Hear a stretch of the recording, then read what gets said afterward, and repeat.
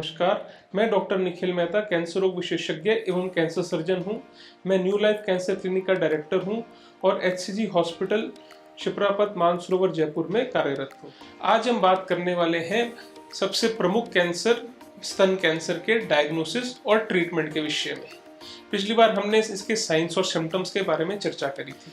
जब मैं 12 साल पहले टाटा मेमोरियल हॉस्पिटल मुंबई में कार्यरत था, वहां से लेकर अब तक इस कैंसर के ट्रीटमेंट में बहुत ज़्यादा एडवांसमेंट आई है।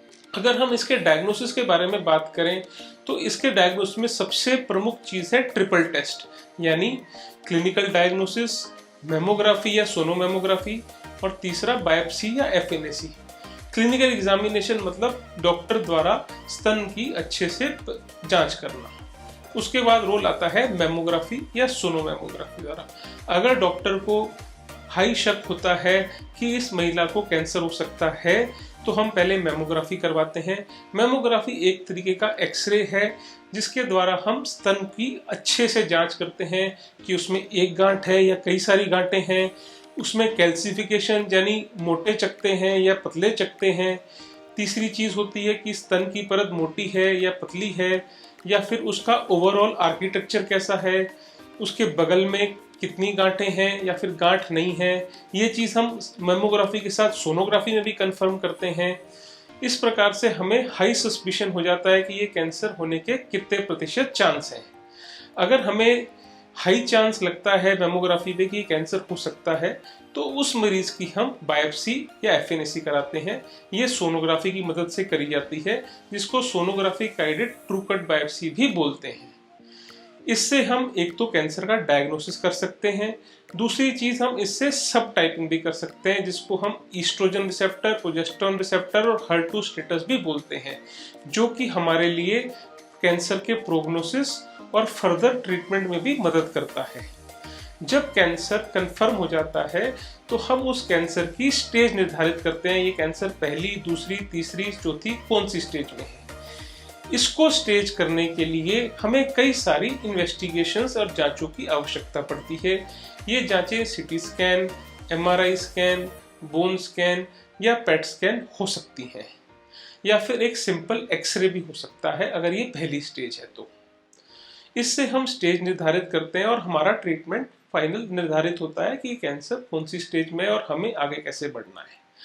अगर ये कैंसर पहली या दूसरी स्टेज में है तो इसमें मुख्य इलाज ऑपरेशन या सर्जरी रहता है।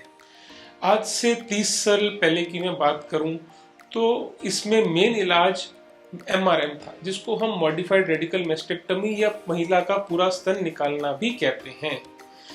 आजकल काफ़ी एडवांसमेंट आ गई है, महिलाएं बहुत जागरूक हो गई हैं, तो मेरे पास ये सवाल ऑलमोस्ट आता है कि मैं अगर पूरा अपना स्तन निकाल दूंगी तो मैं समाज में कैसे मुंह दिखाऊंगी, मेरा कॉन्फिडेंस लो हो जाएगा, मैं ऑफिस में वर्क नहीं कर पाऊंगी। तो ये सवाल आजकल इसका आंसर है हमारे पास, क्योंकि अब हमारे पास नई और विकसित टेक्नोलॉजी आ गई है जिसको हम ब्रेस्ट कंजर्वेशन सर्जरी बोलते हैं। ये एक दूसरे तरीके का ऑपरेशन है जिसमें हम स्तन की गांठ को निकालकर, बगल की गांठों को निकालकर भी स्तन का पूरे रूप से ऑपरेशन कर सकते हैं और स्तन को पूर्ण रूप से बचा भी सकते हैं। जैसा कि मैंने पहले बात करी कि स्तन को पूरे निकालने को हम मॉडिफाइड रेडिकल मैस्टेक्टमी करते हैं। अब हमारे पास एक और विकसित टेक्नोलॉजी आ गई है जिसको हम बोलते हैं होल ब्रेस्ट रिकंस्ट्रक्शन। इसमें हम प्लास्टिक सर्जन की मदद से पेट से या पीठ से चमड़ी लेकर ब्रेस्ट का पूर्ण निर्माण भी कर सकते हैं और दूसरे स्तन के बराबर उसको बना सकते हैं। तीसरी चीज है सर्जरी में एडवांसमेंट में सेंटिनल नोड बायोप्सी। ये एक तरीके की विकसित टेक्नोलॉजी है जिसमें हम ब्लू डाई या फिर हरे रंग की फ्लोरोसेंस डाई या फिर गामा कैमरा, इन चीज़ों की मदद लेते हैं और लिम्फ नोड्स को डिटेक्ट करते हैं कि उसमें लिम्फ नोड निकालने की आवश्यकता है कि नहीं। अगर लिम्फ नोड निकालने की आवश्यकता होती है तो ही लिम्फ नोड को निकालते हैं, नहीं तो हम उनको भी छोड़ देते हैं, जिससे कि हाथ में सूजन होने का चांस फ्यूचर में बहुत कम हो जाता है। अगर ऑपरेशन हो जाता है और उसके बाद एक फाइनल रिपोर्ट बनती है कि महिला को आगे क्या आवश्यकता है, क्या उसको chemotherapy, radiation therapy, hormone therapy, target therapy की आवश्यकता है कि नहीं। लगभग देखें 80 से 90% महिलाओं को ऑपरेशन के बाद कीमोथेरेपी की आवश्यकता होती है। कीमोथेरेपी एक तरह के इंजेक्शन होते हैं जो कि ज़्यादातर 6 से 8 कीमोथेरेपी की इस कैंसर में आवश्यकता पड़ती है। टारगेट थेरेपी भी एक तरह के इंजेक्शन होते हैं जो कि 1 साल तक ऑपरेशन के बाद देने पड़ते हैं। अगर मैं रेडियोथेरेपी की बात करूं, अगर ये कैंसर तीसरी स्टेज या फिर दूसरी स्टेज में पाया जाता है तो कुछ महिलाओं को ऑपरेशन और कीमोथेरेपी के बाद रेडियोथेरेपी की आवश्यकता भी पड़ती है।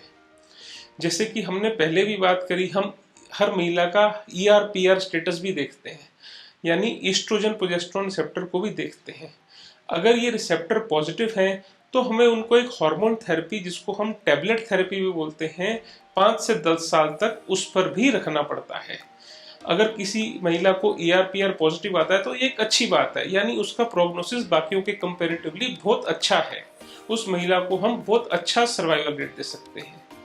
लेकिन आश्चर्यजनक बात यह है कि कई महिलाएं हमारे पास चौथी स्टेज में आती हैं।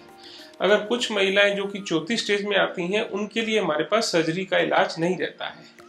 तब ब्रेस्ट कैंसर का प्रमुख इलाज हमें कीमोथेरेपी द्वारा ही करना पड़ता है।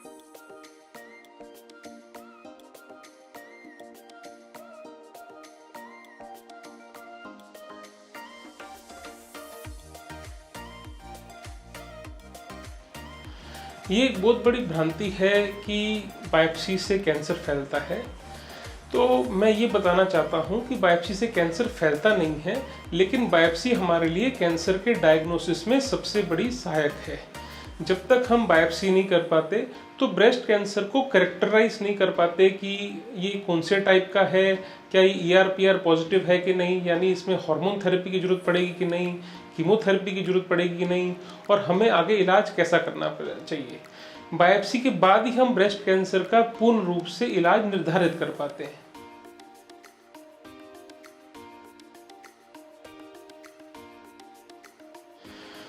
कई बार मेरे पास ये सवाल सामने आता है कि ब्रेस्ट कैंसर में हम कीमो नहीं लगवाना चाहते या कीमोथेरेपी से बचा जा सकता है। ये बिल्कुल सही सवाल है और बहुत ही जरूरी सवाल है, क्योंकि कई बार हमारे पास कुछ अच्छे ब्रेस्ट कैंसर होते हैं, यानी ER पॉजिटिव, PR पॉजिटिव, यानी हार्मोन पॉजिटिव कैंसर रहते हैं, और पहली या दूसरी स्टेज के ब्रेस्ट कैंसर रहते हैं जिसमें कि हमें कीमोथेरेपी अवॉइड करी जा सकती है। इसके लिए हमारे पास बहुत अच्छे टेस्ट आ गए हैं, जैसे ऑन्कोटाइप DX, मेमाप्रिंट एसे, जिसमें हम पूरे तरीके से उसकी स्टडी करते हैं क्या इस महिला को कुछ लक्षणों पर हम कीमोथेरेपी अवॉइड कर सकते हैं। अगर ये कैंसर का स्कोर हाई स्कोर होता है तो हम कीमोथेरेपी देते हैं। अगर ये कैंसर का स्कोर इन टेस्टों में लो होता है तो हम कीमोथेरेपी अवॉइड भी कर देते हैं।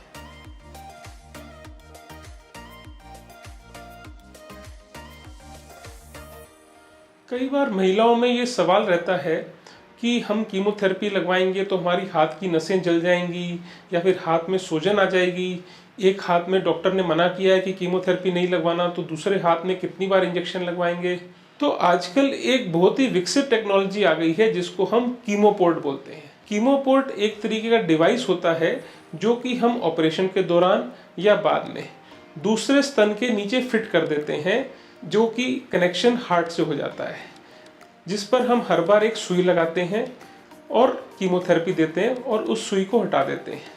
इसमें सबसे अच्छी बात यह है कि डिवाइस छाती के अंदर रहता है और महिला को इसको कैरी करने की अवस्था भी नहीं पड़ती, और साथ में ये दिखता भी नहीं है। ये बहुत ही सरल साधन है जिसके द्वारा कीमोथेरेपी दी जाती है। ना इसमें नसों को जलाने का चक्कर रहता है, ना हाथ में सूजन की दिक्कत रहती है, और महिला के दोनों हाथ फ्री रहते हैं। अगर आपके कुछ और भी सवाल हैं या आप अधिक जानकारी चाहते हैं तो आप ये सवाल आपसे या तो कमेंट सेक्शन में पूछ सकते हैं या हमारी वेबसाइट विजिट कर सकते हैं।